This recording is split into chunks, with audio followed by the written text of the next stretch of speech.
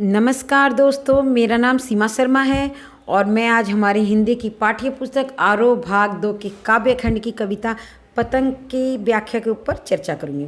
तो आइए दोस्तों शुरू करते हैं। पतंग कविता आलोक धनवा जी द्वारा रचित है। आलोक धनवा जी का जन्म 1948 में बिहार के मुंगेर में हुआ था। आइए दोस्तों अब कुछ कविता के बारे में जानते हैं। पाठ्य पुस्तक में ली गई कविता पतंग आलोक धनवा के एकमात्र संग्रह का हिस्सा है। यह एक लंबी कविता है जिसके तीसरे भाग को पाठ्यक्रम में शामिल किया गया है। दोस्तों, पतंग के बहाने इस कविता में बाल सुलभ इच्छाओं एवं उमंगों का सुंदर चित्रण किया गया है। बाल क्रियाकलापों एवं प्रकृति में आए परिवर्तन को अभिव्यक्त करने के लिए सुंदर बिंबों का उपयोग किया गया है। पतंगे बच्चों की उमंगों का रंग बिरंगा सपना है। आसमान में उड़ती हुई पतंग ऊंचाइयों की वे हदें हैं बालमन जिन्हें छूना चाहता है और उसके पार जाना चाहता है। दोस्तों, कविता धीरे धीरे बिंबों की एक ऐसी नई दुनिया में ले जाती है जहां शरद ऋतु का चमकीला इशारा है, जहां तितलियों की रंगीन दुनिया है और दिशाओं के मृदंग बजाते हुए कुछ बच्चे हैं जो गिर गिर कर संभलते हैं और पृथ्वी का हर कोना खुद ब खुद उनके पास आ जाता है। वे हर बार नई नई पतंगों को सबसे ऊंचाई तक पहुंचाने का हौसला रखते हैं। तो दोस्तों आइए शुरू करते हैं पतंग कविता की व्याख्या। सबसे तेज बौछारे गई, भादो गया सवेरा हुआ, खरगोश की आंखों जैसा लाल सवेरा, शरद आया फूलों को पार करते हुए, अपनी नई चमकीली साइकिल तेज चलाते हुए, घंटी बजाते हुए जोर जोर से। दोस्तों, इस कविता की व्याख्या भी हम 4 भाग में करेंगे: संदर्भ, प्रसंग, व्याख्या और विशेषता। तो आइए शुरू करते हैं संदर्भ।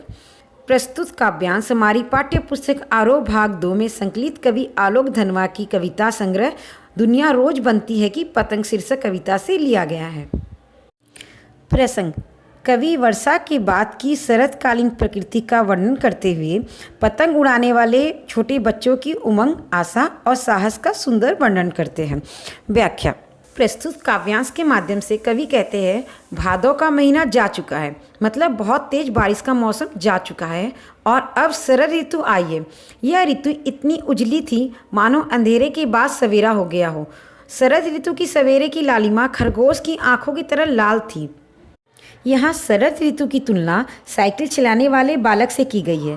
कवि शरद ऋतु की सुबह का मानवीकरण करते हुए बताते हैं कि यहाँ सवेरा ऐसा लग रहा है जैसे कोई बच्चा अपनी चमकीली साइकिल को तेजी से चलाते हुए सबका ध्यान आकर्षित करता है। अर्थात बारिश के मौसम के बाद की धूप इतनी सुनहरी, इतनी अच्छी लग रही है, इतनी सुहानी है कि सब अपने अपने घरों से निकलकर इस धूप में आनंद लेना चाहते हैं। चमकीले इशारों से बुलाते हुए पतंग उड़ाने वाले बच्चों के झुंड को चमकीले इशारों से बुलाते हुए और आकाश को इतना मुलायम बनाते हुए कि पतंग ऊपर उठ सके। प्रसंग: प्रस्तुत काव्यांश के माध्यम से कवि ने प्रकृति के मनोरम दृश्य का वर्णन किया है। व्याख्या: प्रस्तुत पंक्ति के माध्यम से कवि कहते हैं कि शरद ऋतु का आगमन हो चुका है, जिसके कारण चारों ओर उज्जवल चमक बिखर जाती है, आकाश साफ और मुलायम हो जाता है, हवाओं में एक मनोरम सुगंधित महक फैल जाती है। शरद ऋतु के आगमन से चारों ओर उत्साह एवं उमंग का वातावरण हो जाता है और साथ ही पतंगबाजी का माहौल भी बन जाता है, मानो पतंगे आसमान छूने के लिए इसी मौसम का इंतजार कर रही हो और बच्चे पतंगे लिए तैयार ही बैठे हों। दुनिया की सबसे हल्की और रंगीन चीज़ उड़ सके, दुनिया का सबसे पतला कागज़ उड़ सके, बांस की सबसे पतली कमानी उड़ सके कि शुरू हो सके सीटियों, किलकारियों और तितलियों की इतनी नाजुक दुनिया।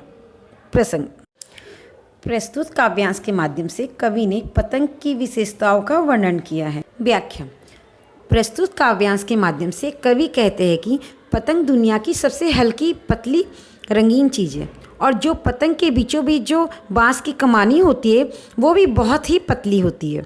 जब पतले कागज़ और पतली कमानी वाली पतंग आसमान में उड़ती है तो बच्चे तालियां और सीटियां बजाते हैं और ऐसा लगता है कि पूरा संसार ही बच्चों की तालियां, सीटियों और किलकारियों से गुंजित हो उठा हो। जन्म से ही वे अपने साथ लाते हैं कपास, पृथ्वी घूमती हुई आती है उनके बेचैन पैरों के पास। जब वे दौड़ते हैं बेसुध, छतों को भी नरम बनाते हुए, दिशाओं को भी मृदंग की तरह बजाते हुए, जब वे पेग भरते हुए चलते आते हैं डाल की तरह लचीले वेग से अक्सर। प्रसंग। इस काव्यांश में कवि बच्चों की कोमल एवं उल्लासित मन तथा उनके शरीर में व्याप्त ऊर्जा और उत्साह का वर्णन करते हैं। व्याख्या।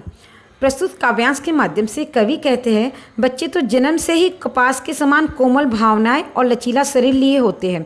इसके साथ ही बच्चों की शारीरिक सक्रियता भी देखते ही बनती है। उनके बेचैन पैरों को थमने रुकने की कोई सुधि नहीं रहती है। बच्चों का मन भी कपास के समान ही स्वच्छ निर्मल रहता है। और जब बच्चे अपनी कोमल निर्मल पैरों के साथ छत पे दौड़ते हैं तो मानो ऐसा महसूस होता हो कि उनके कोमल पैरों के साथ वो छत भी नरम और कोमल हो गई हो। बच्चे इतने उत्साहित होते हैं कि वह चारों दिशाओं को अपनी बोलियों से मृदंग की भांति झनकृत और कंपायमान कर देते हैं।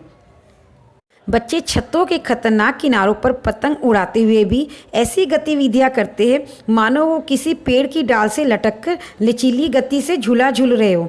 वह गिरते गिरते ही बच जाते, शायद वह अपने पतंग उड़ाने की धुन में ही बच जाते हैं। छतों के खतरनाक किनारों तक उस समय गिरने से बचाता है उन्हें सिर्फ उनके ही रोमांचित शरीर का संगीत।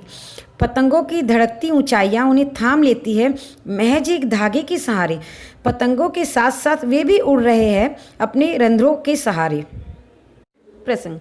प्रस्तुत काव्यांश के माध्यम से कवि बच्चों के दुर्गम साहस और महत्वाकांक्षा का वर्णन करते हैं। व्याख्या। प्रस्तुत पंक्ति के माध्यम से कवि कहते हैं कि बच्चों के हृदय में इतनी चंचलता व्याप्त है कि जब वो छतों पर जाते हैं पतंग उड़ाने के लिए तो वो कई खतरों से खेलते हैं, मानो वो पतंग के साथ साथ खुद भी उड़ान भर रहे हो। कई बार ऐसा होता है कि छतों के किनारे से बच्चे गिरते गिरते बच जाते हैं केवल एक धागे मात्र के सहारे। एक धागे के सहारे ही वो अपने आप को बच्चे बचाते हैं और मानो उनके शरीर में कोई संगीत बह रहा हो, वो इस ढंग से अपने शरीर को बचा लेते हैं गिरने से, मानो उन्हें पता हो कि हम गिरने वाले हैं, फिर भी वह मानते नहीं है किनारों पर जाने से।